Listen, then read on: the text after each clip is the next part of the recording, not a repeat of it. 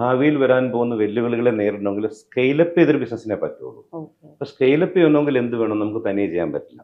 ഞാനിരുന്ന് ചെയ്യുന്ന ആള്, ഞാൻ തന്നെ എല്ലാ കസ്റ്റമറെ ഹാൻഡിൽ ചെയ്യുന്നു, ഞാൻ തന്നെ അതിന് മുഴുവൻ കാര്യങ്ങളും 360 ഡിഗ്രിയിൽ ഞാൻ തന്നെ ഇൻവോൾവ് ചെയ്യുന്നുള്ള ഒരു ഷോപ്പിൽ എനിക്ക് ചെയ്യാൻ പറ്റും. പക്ഷെ എനിക്ക് 5 ഷോപ്പായി കഴിയുമ്പോൾ ചെയ്യാൻ പറ്റില്ല, 5 ഷോപ്പിൽ പോകാൻ പറ്റില്ലല്ലോ. അപ്പം ഈ പ്രൊമോട്ടർ അല്ലെങ്കിൽ തുടങ്ങുന്ന ആൾ എന്നുള്ളത് വിട്ടിട്ട് ഒരു ടീമും പിന്നെ അവരുടെ സിസ്റ്റം പ്രോസസ്സും ഉണ്ടായാൽ നമുക്ക് സ്കെയിലപ്പ് ചെയ്യാൻ പറ്റും. അപ്പോൾ ആരൊക്കെയാണോ ബിസിനസ്സിനെ സ്കെയിലപ്പ് ചെയ്യാൻ ആഗ്രഹിക്കുന്നത് അവർ ടീമിൽ തന്നെ ആശ്രയിക്കണം, തന്നെ ആശ്രയിക്കരുത്, ടീമിനെ ആശ്രയിക്കണം. ടീമിന് പക്ഷേ വർക്ക് ചെയ്യാനുള്ള ഒരു എൻവയോൺമെന്റ് നമ്മൾ ഉണ്ടാക്കി കൊടുക്കണം. അവർക്ക് ഇപ്പോഴത്തെ കാലത്ത് പുതിയ ജനറേഷൻ ആളുകളെ വർക്ക് ചെയ്യാനായിട്ട് അവർ പലതും നോക്കും അല്ലേ. അവർ വർക്ക് ചെയ്യുന്ന ഇപ്പം ഈ ഓഫീസ് തന്നെ നമ്മളിങ്ങനെ സെറ്റ് ചെയ്തിരിക്കുന്നത് അവർ കംഫർട്ടബിൾ ആയിട്ട് വർക്ക് ചെയ്യാനായിട്ടാണ്. ഇവർക്ക് വേണമെങ്കിൽ കുറച്ചുകൂടെ ചെറിയ ഓഫീസ് സ്പേസിലിരുന്നും വർക്ക് ചെയ്യാൻ വരും, പക്ഷെ അവർ കംഫർട്ടബിൾ ആവണമെന്നില്ല. പ്രൊഡക്ടിവിറ്റി അപ്പൊ അവർ കംഫർട്ടബിൾ ആയിട്ടിരിക്കുക. ഇന്ന് നമ്മൾ പറയുമല്ലോ, ആളുകള് ഓണാഘോഷത്തിന്റെ സെൽഫി, ഓഫീസിലെ സെൽഫി എടുത്ത് പോസ്റ്റ് ചെയ്യുന്നത് പോലും നല്ലൊരു അറ്റ്മോസ്ഫിയറിലായിരിക്കണമെന്ന് പറയപ്പെടുന്ന ഒരു കാലഘട്ടമാണ് അല്ലേ.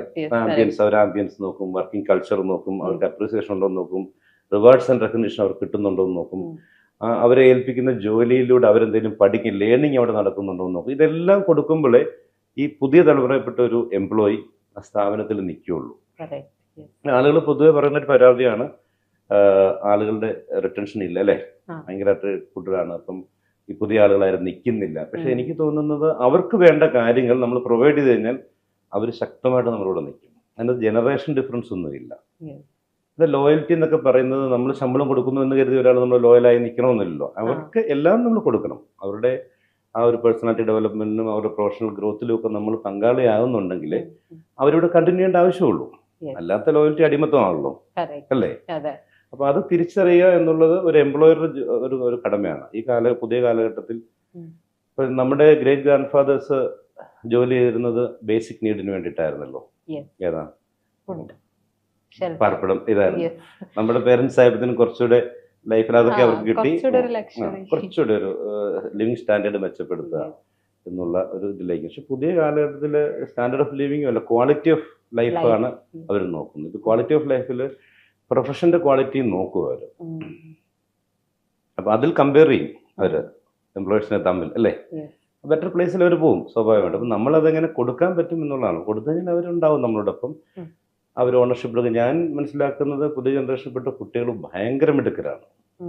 അവർ ജോലി സമയത്ത് വളരെ ഇന്റലിജന്റ് ആണ്, വളരെ ഫാസ്റ്റ് ലേണേഴ്സാണ്, ഫാസ്റ്റായിട്ട് കാര്യങ്ങൾ എക്സിക്യൂട്ട് ചെയ്യുന്നവരാണ്, എന്നാൽ സൈലന്റ് ആണ്. അവരതിൻ്റെ ഒരു ഞാനാണത് ചെയ്തത് എന്നുള്ളതിൻ്റെ മൈലേജ് എടുക്കാനൊന്നും അവർ ചെയ്ത് അവർ ഓപ്പറേറ്റ് ചെയ്തിട്ടോട്ട് പോകും. അത്ര മിടുക്കരാണ് പുതിയ ജനറേഷൻ, എൻ്റെ എക്സ്പീരിയൻസ് കേട്ടോ. അപ്പം അവർക്ക് വേണ്ടത് അവരെ തിരിച്ചറിഞ്ഞ് കൊടുക്കാൻ സാധിച്ചാൽ മതി. അപ്പം ഇപ്പം ഞാൻ ഈ മുമ്പേ പറഞ്ഞ സ്കെയിലപ്പ് ചെയ്യുന്ന ടീം വേണം.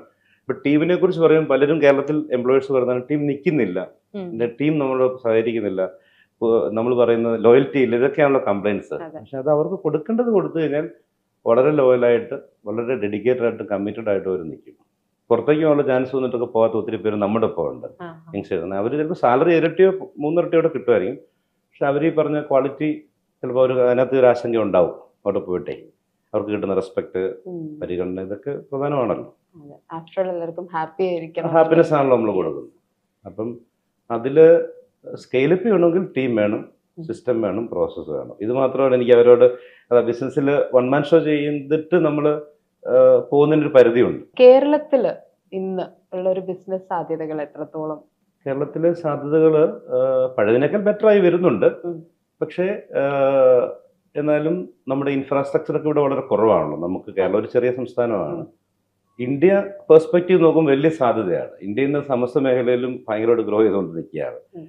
India second largest smartphone മാനുഫാക്ചറാണ് ലോകത്തെ ഇന്ന്. ഇന്ത്യ, ചൈന ആയിരുന്നല്ലോ അതിനകത്ത് മൊണോപ്പൊളി.